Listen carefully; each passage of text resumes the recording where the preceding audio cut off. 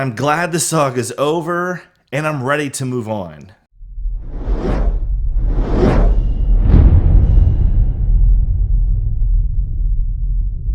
Hey movie watchers, today I'm going to be talking about Avengers Endgame and why it sucks. Why is Avengers Endgame a bad movie? How is that even possible? I cannot talk about this without spoilers, so you guys are just going to have to know that before continuing. Today, this is going to be a lot more casual than normal. I don't normally do my movie reviews. I don't normally do things this way. Today's going to be a lot more casual. Won't be doing my normal type of thing. And I want this to be kind of more like a casual discussion rather than, how I normally do it. Mostly because I'm generally annoyed with the Avengers Endgame movie, and I'm glad the saga is over, and I'm ready to move on. Now I know that I stand alone, or at least mostly alone, in this position, in this perspective. I know that most of you are going to. I know most of you love the movie. Half of you think this is the greatest movie that has ever existed in the entire world, and to each their own. Okay, you get to have your opinion. You're going to let me have my opinion. So I am going to preface this by saying that just because you or I like a movie doesn't actually make the movie a good movie. How you feel or how I feel about a movie is not the standard for whether the movie is good or bad. I like movies that are not good all the time. There's a whole genre of movies, there's a whole genre of bad movies called B-rated movies that I actually happen to really enjoy. That doesn't make the movie good, though. Okay, just because you enjoyed the movie doesn't make the movie good. And for Avengers Endgame, just because you liked it doesn't make the movie good. For whatever reason you liked it, just because you did doesn't mean that movie is a good movie. And in my opinion, Avengers Endgame is only quote unquote good if you've been drinking the Marvel Studios Kool-Aid. There it is. You can have it. If you've been drinking the Kool-Aid, that's the only way that you can think this movie is good. That's just my opinion. I'm sorry if, you're offended by that, but the objective truth here is that movies were better. The Marvel movies were better when they first started. Okay, in the beginning of this saga, Iron Man, Iron Man 2, Captain America, Thor, the individual stories were actually better movies than the Avengers movies. As time went on, the Marvel movies actually got worse, in my opinion. And it's not without, it's to be expected. Okay, it's not it's okay, actually. It's to be expected.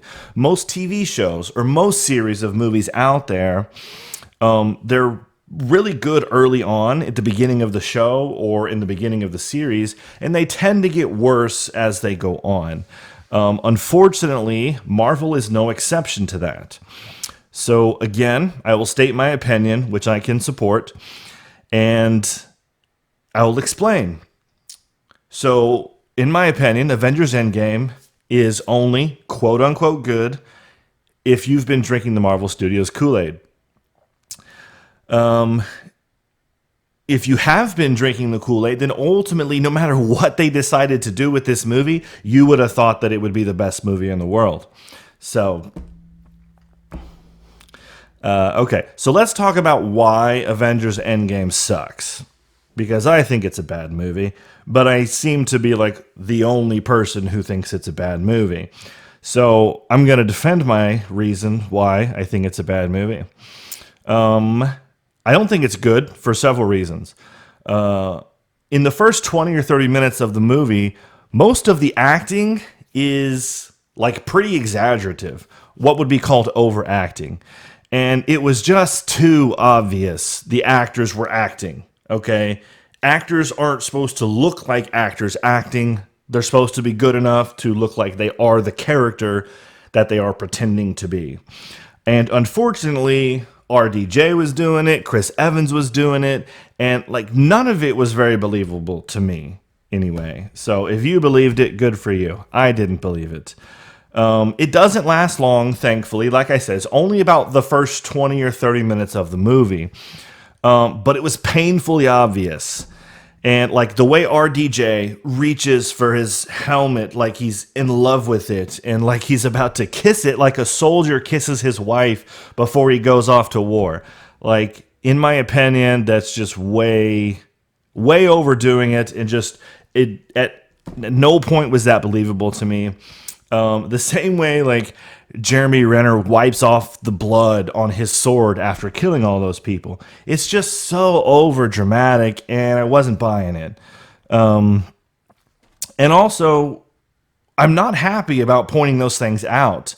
In fact, my favorite movie of all time is Kiss Kiss Bang Bang. Okay, Robert Downey Jr., Val Kilmer, written by Shane Black, directorial debut by Shane Black. I absolutely love the movie. Robert Downey Jr. is the main star. He's the main actor in that movie. Two of Jeremy Renner's movies are in my top 20 list. Okay, like both of these actors, I think, are phenomenal actors. I really like them. So I don't want to be saying this. It's not like I just feel like dogging on the movie, or I just feel like dogging on the actors. Okay, I genuinely do not believe that the early part of their performances were that believable. And actually, I think Scarlett Johansson and Paul Rudd and Karen Gillan, I think they were actually the best actors in the entire movie, by the way. I don't think anybody else, basically, I don't think anyone else did what they did, held up to what they held up to. Sorry.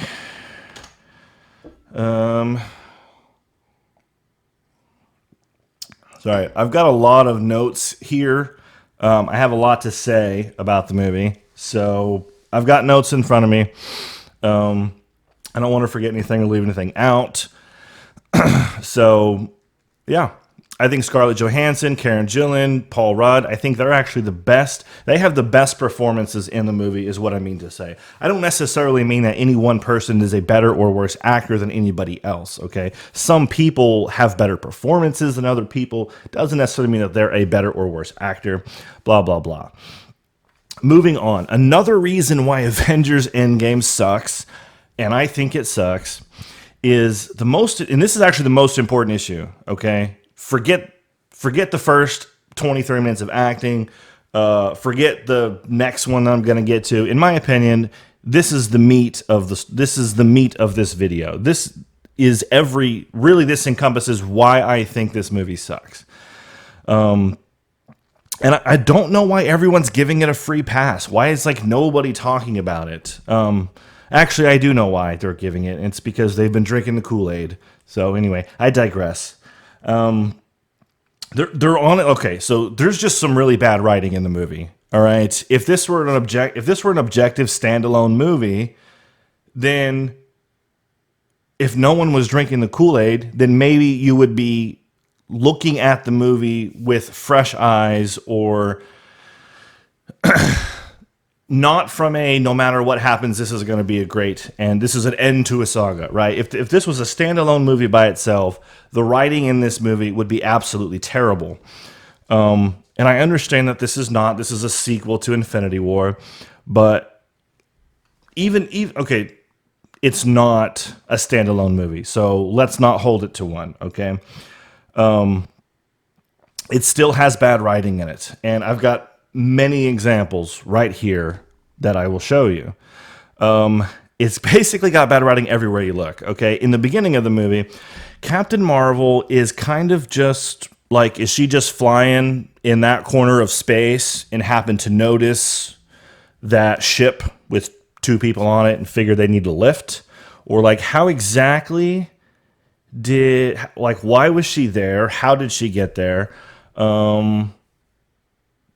It's awfully convenient to write it that way. and not explain it. Well, okay, first of all, there really is no explanation. Let's be honest, right? They threw Captain Marvel into the saga right here at the end, so they really don't have any way to explain it anyway. She just is there at the right place at the right time, which is going to happen again at the end of this movie. It's just awfully convenient. That's all I'm saying. And then, okay, how did Thanos actually destroy the Infinity Stones? Like, I know that he said he destroyed them and it almost killed him, but how? How did he destroy Infinity Stones? Okay, to me, infinity must mean something different than to the filmmakers of this movie. Or of this entire saga, or of this entire genre of movie. Because to me, an infinity means infinite, which would mean no start, no end. So I'm not sure how he destroyed the Infinity Stones. Okay, I understand. He used the Infinity Stones to destroy the Infinity Stones. That actually doesn't make sense. I mean, did you use one stone to destroy the other stone? Because at some point you're going to end up with one stone left. And how did that one get just I'm just not really sure. You know, maybe they can explain it. Maybe they've explained it better in the comics over, the decades that these comics have been out. But this is not the comics. This is a movie. And filmmakers have to work within the frame of the movie. They have to work within the context of the movie. The movie is their arena. That's their battlefield. Okay. If it's not in the movie, then ultimately, it can't be assumed. Okay. You can assume everything you want. If it's not in the movie and it should be in the movie, then it's bad, right? It's bad writing. And how Thanos destroys Infinity Stones that are infinite, that have no start and no end, and how he survived that also makes no sense. I understand that it almost killed him, but if you're going to destroy something that's infinite, my guess is that they would kill you. But, I'm not a Marvel Studios writer, so what do I know? Also, according to the Ancient One, in the movie, the Infinity Stones hold time in place. Okay, cool idea, cool concept. I'm with you so far. If you remove a stone, then you create like a new timeline or some sort of branch of time or something of that nature. And I'm also like, that's actually kind of a cool concept. I'm with you here, okay? However, if the Infinity Stones were all removed by Thanos, who basically found them, took them, stole them, whatever, in Infinity War, then wouldn't there be like all these different branches of time right now? Maybe there are, maybe they're not. That doesn't necessarily mean a whole lot in the sense that this movie is based on this time frame, so disregard that. But if the Infinity Stones hold time in place, then when Thanos destroys the Infinity Stones, he ultimately destroys time itself.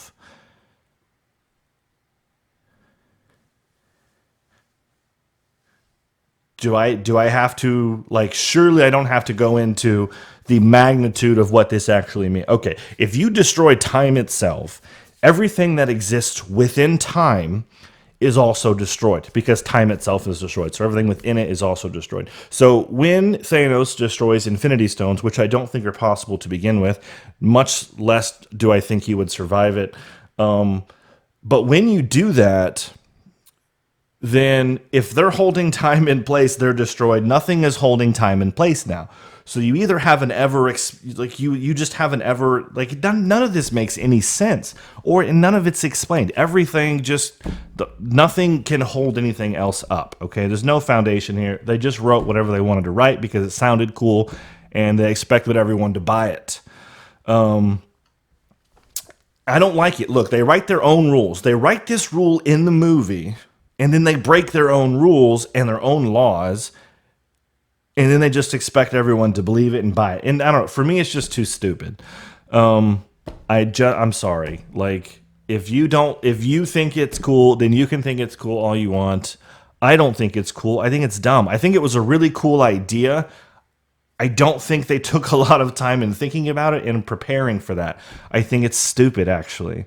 Okay, and so anytime, moving on to another piece of bad writing, anytime you have time travel involved, you can basically go ahead and count on there being some like major holes and probably even some serious lazy writing. Honestly, time travel, like, it's really difficult to explain. Really difficult to explain properly. You can explain it however you want, I guess, but it's really difficult to explain properly without contradicting yourself and without kind of breaking your own rules, which ultimately this movie does in many different ways. I honestly just think filmmakers should take more time and more preparation when telling a story that really needs the time traveling aspect a part of the story. Like when the story really needs time traveling to be like a really good central successful piece, then they really need to do a better job at telling that part of the story. You can't just throw stuff in there, in my opinion. You can't just throw stuff in there and expect me to buy it. Mostly because I don't drink the Kool-Aid. I'm not, I didn't read. I guess maybe I should have started with this. I didn't really read the comics. I never really read the comics. I love the characters. I love the stories. I love the ideas of them. But I never read the comics. And so I don't necessarily know what's in the comics or what's not in the comics or what gets explained or what doesn't get explained. But actually, that's completely irrelevant, actually. I've never been the biggest fan of these stories until these movies came out. When the movies came out, man, I was on board. I freaking loved them. I thought they were telling great stories. They were really pushing the boundaries of intellect and thought, and they still found ways to expand a massive universe and still have emotional characters and still have triumph, right? In victory and in loss. And they really they brought really good stories to the big screen. But they, like everything else, the longer you tell a story, like essentially the worse you get at telling it. I don't know why that is the way that it is in movies.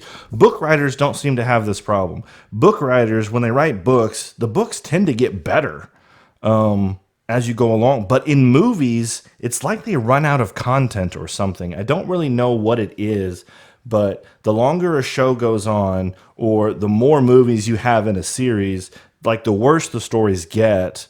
And look, there are some exceptions. There are many exceptions, to the rule. I think Game of Thrones is one of those exceptions. Game of Thrones is like really good. I like almost all. I like almost every single one of the seasons. I really don't necessarily know that they get worse as they go on. I would listen to someone argue or debate that because there's probably some validity to it. And I bet many people have found areas and reasons for saying that it does get worse as it goes on. But lots of stuff does. Most stuff does. And I don't think this is any exception to the rule. Anyway, sorry. So in Avengers Endgame, when it comes to their time travel, the rules and the laws that they made up themselves, in my opinion, they did it just to make their lives easier, and I don't think it was very smart. I don't think it was very talented, actually. Maybe it was smart to save writing time and screen time, which saves money. So I guess maybe in that case it was smart because they knew that most people were going to like this movie anyway. But in this movie, it's not really traveling back in time, okay? Because now the past becomes the future and the former present becomes the past and blah, blah, blah, blah. Okay, they're basically just saying that we're going to travel back in time, but we don't really have to worry about any repercussions. We don't really have to worry about getting noticed or causing any problems because no matter what we do in the past, it won't alter or change or have any effect on our current timeline because technically the past is now the future. Our current timeline is protected. No matter what you do in the past will not affect today. Because that's what quantum physics says. And because in all of my years as a superhero, I've been dedicating my free time to studying time travel. So, how in the world they came to this conclusion, I've got absolutely no idea. But it's clearly they just wanted to write it this way in order to go back in time and not have to care about piecing anything together.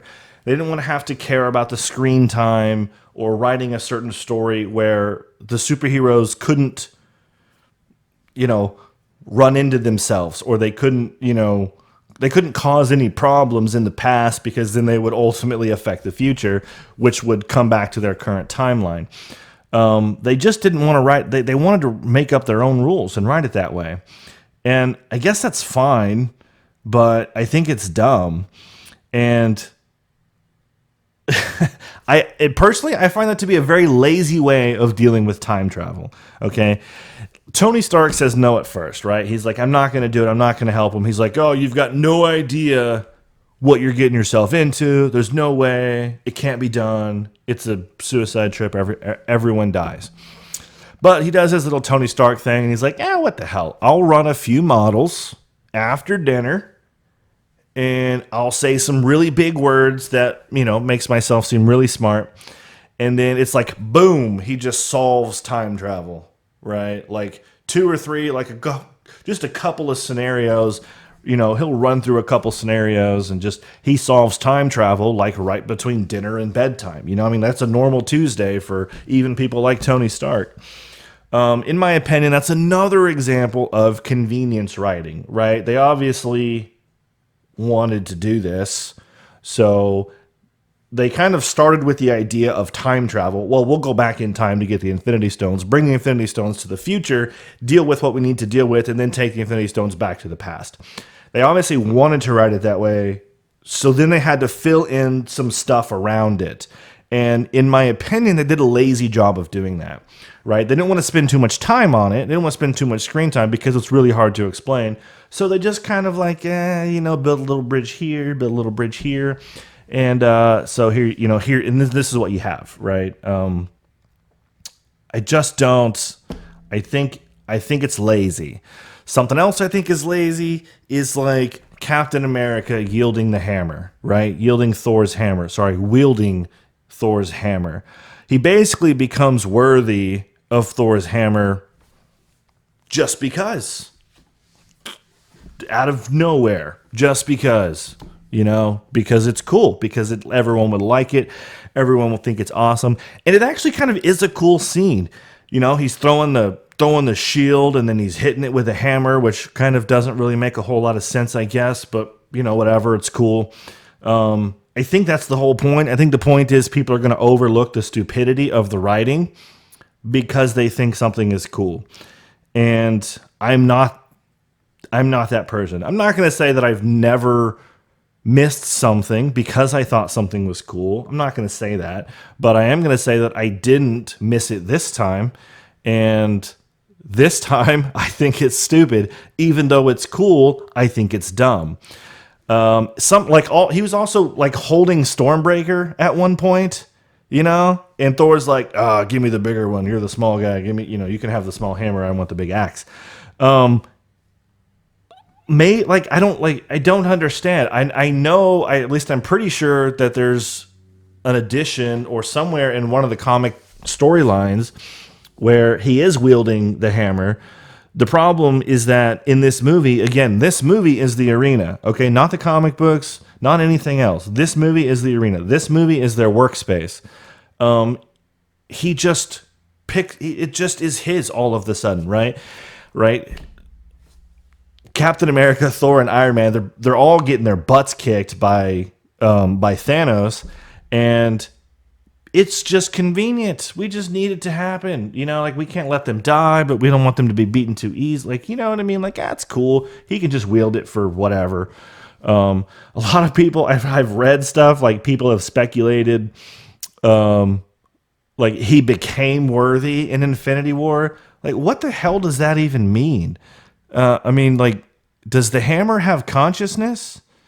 Or like who, like how does it? It's is that is there like a list? Is there like boxes that you have to check in order for you to become worthy of wielding the things? If that's the case, I'd like to know what they are, because if I know what would make me worthy, then I would obviously set out to become worthy myself, right? Anyone could achieve that. In fact, if that's the case, then anybody in the entire universe can now become worthy at some point if they check the right boxes.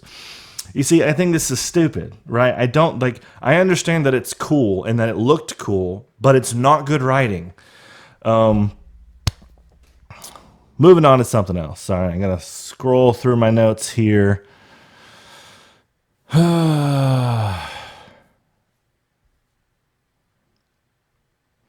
Oh, yes. Okay, so Tony Stark, right, when he basically like takes all the Infinity Stones off of the gauntlet. Don't know how he did that, number one. And he basically has his own gauntlet or some kind of thing going on. You know, his whole maybe he built an Iron Man suit that could, I don't really know. It doesn't make any sense. How in the world he used all of the Infinity Stones is actually another one of their own rules, another one of their own laws that they established in their movies. They broke it again. It's bad writing. He, like, okay, Hulk could barely even clench his fist. It took him a while to do that, and it's mostly gamma radiation, and they explain why he's most likely the one that should be trying to have that kind of power or whatever. And that's understandable. I can get the fact that it's mostly gamma radiation and that he's mostly gamma radiation. So I'm kind of like with you, right? And now he's like, you know, now he's half Banner, half Hulk, so he doesn't quite have all of the Hulk's strength in him. I understand that. See, they explain that part, okay, but they don't explain how Tony Stark can do it, okay? Tony is just a human, and he would be among the least likely to successfully deal with a single Infinity Stone, much less all 6 of them. Okay, if you go back to the first Guardians of the Galaxy, right, Peter Quill is the only human-like being that's capable of holding one of the stones, and only barely, by the way. But it's because he's basically got celestial DNA, right? He's like the son of the Celestial, or one of the Celestials. So it kind of makes sense that he's able to touch them without just, right, blowing himself into smithereens, right, without obliterating, without being absorbed. I think the stone just kills you. I can't remember actually how it happens in Guardians of the Galaxy, but ultimately that other person that touches the stone is like just dead in a second, right? And then he grabs it, and you're like, he's gonna die, and then you're like, oh my gosh, he doesn't die. Turns out we know that he's a son of a celestial, which we find out in the second one, and that makes sense. It makes sense that he's powerful enough. But Tony is just a normal, basic human being. But he handles all six stones. Okay. And because he has the Iron Man suit is the explanation. Okay. He can deal with all 6 stones because he's got an Iron Man suit and because he figured out how to time travel after dinner but before bedtime. Okay. That is not enough. Okay, again, lazy story writing. I understand that they wanted him to die. I understand that they wanted him to be the end because he started the saga. He started, with Iron Man 1, it was the beginning of it. But that's just writing what you want to write. That's not good writing. And I'm sorry if you don't like that, but it isn't. That is not good writing. It's actually bad writing. They broke their own rules again. Moving on to something else. Okay, off of the writing, even though I've got more that I could complain about. Something else that I personally didn't like this about the movie, and it's the social politics. Okay, I hate it. I do not know why they continue to have so much social politics in movies. Okay, you can tell great stories without bending and folding to making every single person happy. Okay, and ultimately, if you're reading what's going on right now, nobody, like, there are plenty of groups of people that aren't happy still. Okay, so it doesn't matter what you do, you're gonna, like, someone is not gonna like your movie, someone's gonna be upset, someone's gonna be pissed off. So why let social politics in to your movies so much? Why let them dictate so much? Like, I mean, I cannot stand the impact that social politics had on, like, the overall storytelling of and the overall vision of this movie. If you noticed, they basically removed all masculinity, right? Because it's quote unquote toxic, right? All masculinity is gone because it's toxic masculinity. Okay. Captain America was virtually unrecognizable in the movie. Okay. At least in my personal opinion, right? He was not the stand up, fight for freedom and justice, moral person that he typically is. Okay. In this movie, he's very sensitive and very submissive. He also is very small. So either they didn't want to spend money on the CGI that they spent on him in the past. I'm sure they were happy to save that money, but ultimately, like, it's his social politics, right? They didn't want him to look like his normal self. They didn't want him to look like he's a really big, really buff, attractive white guy, right? They wanted to make him smaller and thinner, right? More relatable, I guess, right? But ultimately, they basically changed him. They basically changed his character. He's, to me, he's unrecognizable. Okay, and then you have Thor. Thor as a fat bum. He's a fat bum in the movie, right? Drinks himself into obesity, basically, and I'm actually not even sure that that makes sense. Okay, isn't Thor a god of some sort? He's kind of a god of some sort, right? Doesn't he have god DNA running through his veins? I mean, is it even possible for him to gain that kind of weight from drinking beer and playing video games, which is what it looks like he's doing? I mean, like, you know what I mean? Like, I understand it was kind of funny, sort of. I didn't think it was that funny. I thought it was a little funny, but ultimately, look, they just, like, from what I saw, they just wanted to remove the masculinity from the movie. They didn't want anyone to be overly masculine or any type of masculine, really, in any kind of way, really. So I don't get it. The same thing with Hulk's character, right? Bruce Banner's the really smart genius who's sensitive and cares about other people and cares about right and wrong. And then the Hulk is destructive and destroys everything. And he's a weapon that you have to make sure you point in the right direction. Otherwise, he's just going to, like, kill and destroy anything. But ultimately, they've tamed him down in this whole story anyway. But even before this movie, but in this movie, they really tamed him. Right? They basically brought Banner and the Hulk together so that they could use the brains to tame the brawn. Okay, and he's just like, oh, so ashamed of himself. Like, I can't believe my past. I can't believe who I was. I can't believe that I was the Hulk that just destroyed things and smashed things and killed things. Yet that is entirely who your character has always been. Yet for some reason in this movie, he isn't. He's tamed. For some reason, his masculinity and all of his rage is minimized and much more socially acceptable. He is at the socially acceptable amount of masculinity. Notice they also put clothes on him. There's only one scene where he takes his shirt off, and the rest of the time he's got clothes on because, you know, they don't want to show too much of the masculine muscles, right? Only the acceptable amount, only the socially acceptable amount of masculinity was allowed in this movie, which was basically a minimal amount. I don't know. I don't get it. And then, okay, this brings me to Captain Marvel. All right. Yeah, a little woo-saw going on over here. In the beginning of the movie, she holds Thanos in a headlock, right? She somehow Nebula tells them where they are, and then they kind of go to the planet, and she's the only one who's not in the spaceship because she's Captain America and she can breathe in space. Because when you're Captain Marvel. Sorry, Captain Marvel.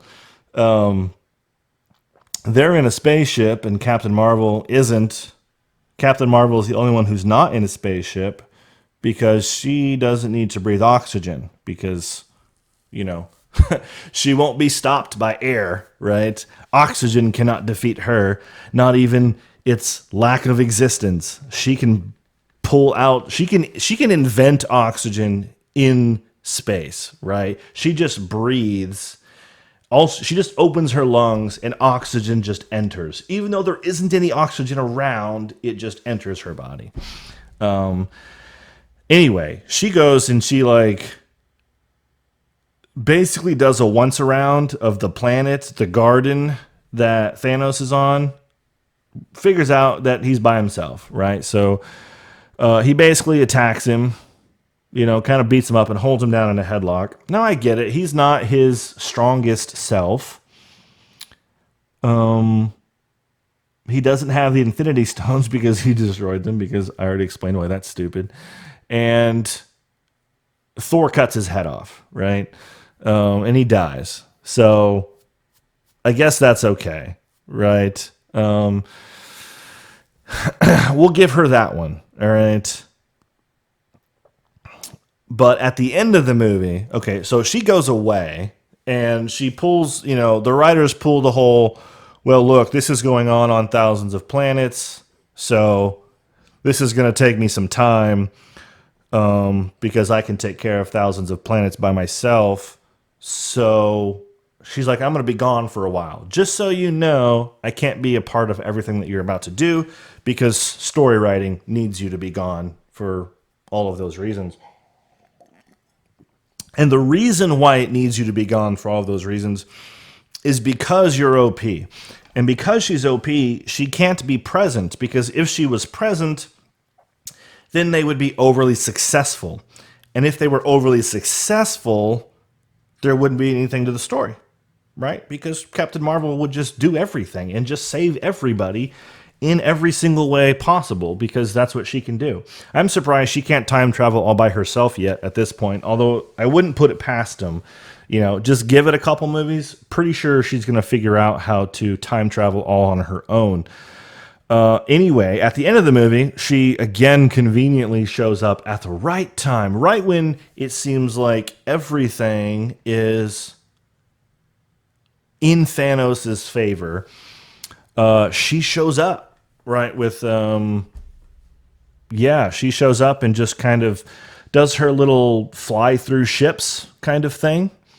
Does the whole I'm going to fly through the ship and, I can break steel with what I don't really actually know what it is about her that can fly through stuff, but it's interesting. And so she, anyway, okay, takes the ship down, and then basically, trying to rip the Infinity Gauntlet off of Thanos' hand, or trying to keep him from getting it on his hand, or whatever. No. Trying to keep him from snapping his fingers, right? Trying to take it off. She holds him down in a wrist lock. A freaking wrist lock. Like Captain America, Thor, and Iron Man, all three together, were getting their ass handed to them by Thanos. And all Captain Marvel's got to do is show up and put him in a wrist lock, and he is all of a sudden useless, immobile, basically. He tries to hit her or punch her once or twice, right? And she just kind of looks at him like, it's Seriously? You just took a swing at me? Basically, she's just like, nah, doesn't phase her for a second, right? Which, like, I mean, again, I don't know if they're going for anti-masculinity. I don't know if they're going with super-powered women.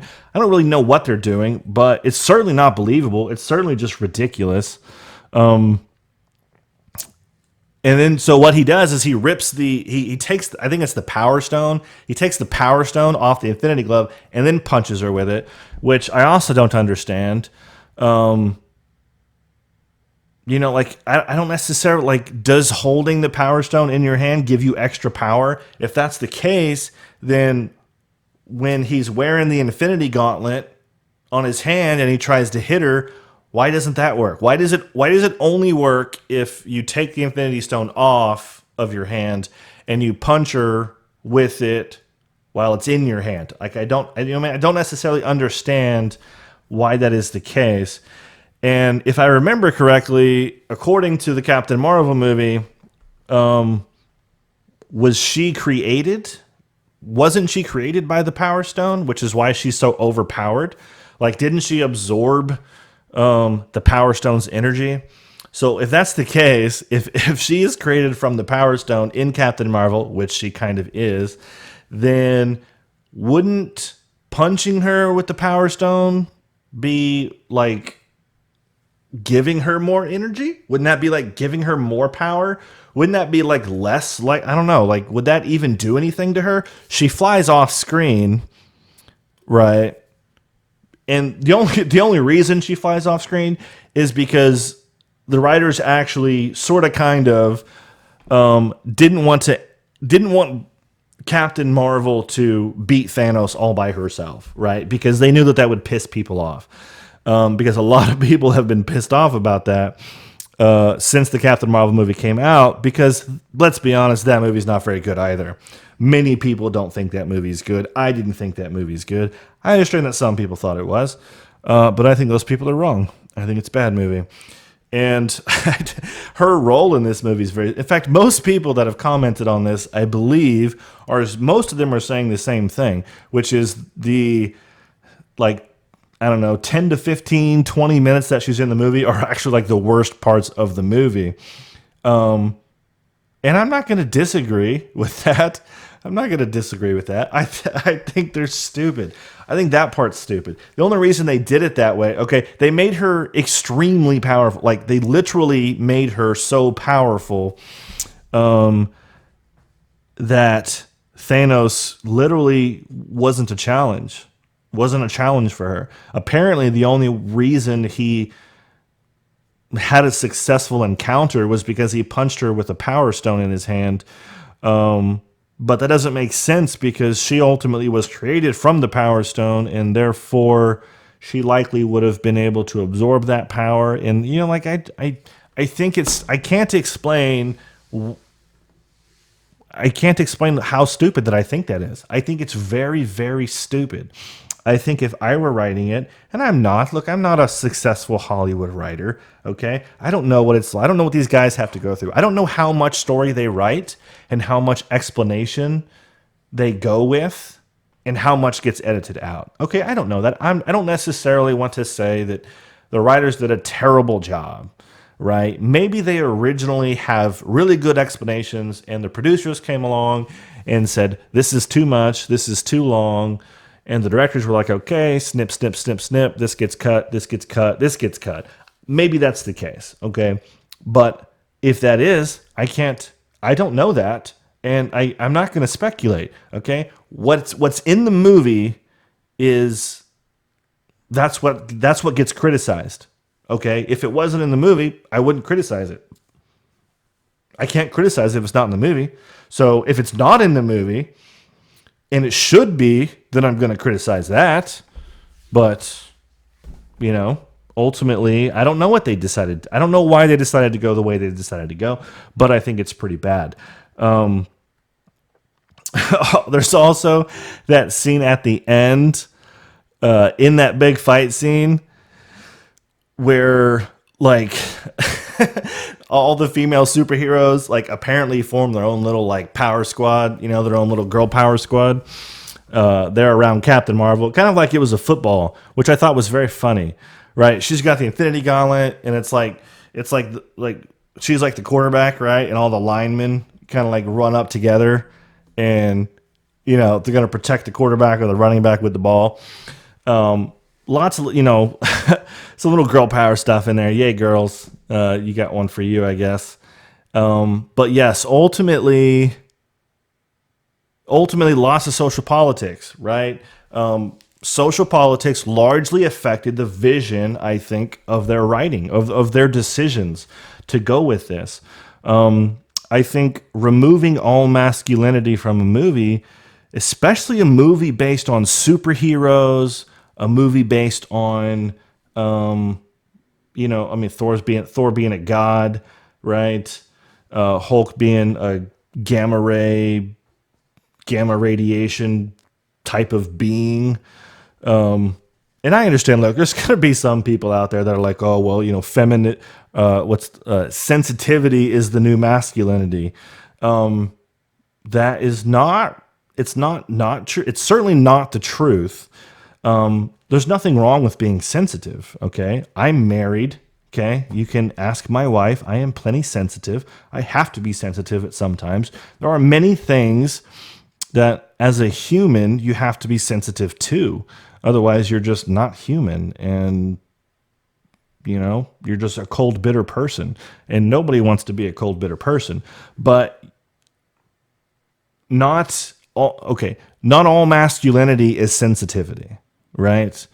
Okay, there is some traditional masculine traits that will never go away. And when it comes to superheroes and people saving the world, those masculine traits happen to play a really big role. And in this movie, they remove them because all masculinity is toxic as far as social politics are concerned, which I'm just not a fan of. I also think it's dumb to let social politics affect your movie writing. So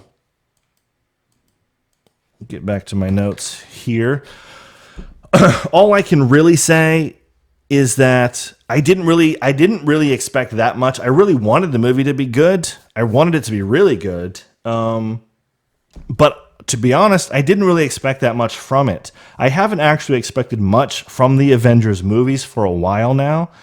I was hoping this one was going to be different, but I don't think it was. I honestly think that it isn't that good. I don't think it was any better than Infinity War. And I didn't think Infinity War was great either. I certainly don't think this was great. I don't think Infinity War was great. And it's not all on the filmmakers. Okay? Not all of it, right?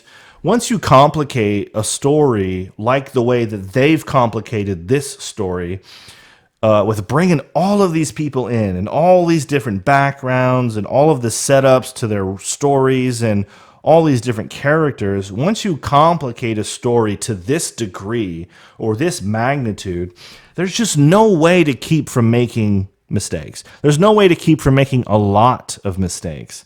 You're going to have things that trip over and fall over and things that don't line up and don't connect, especially when you go, we're like 10 years now or something like that into a saga.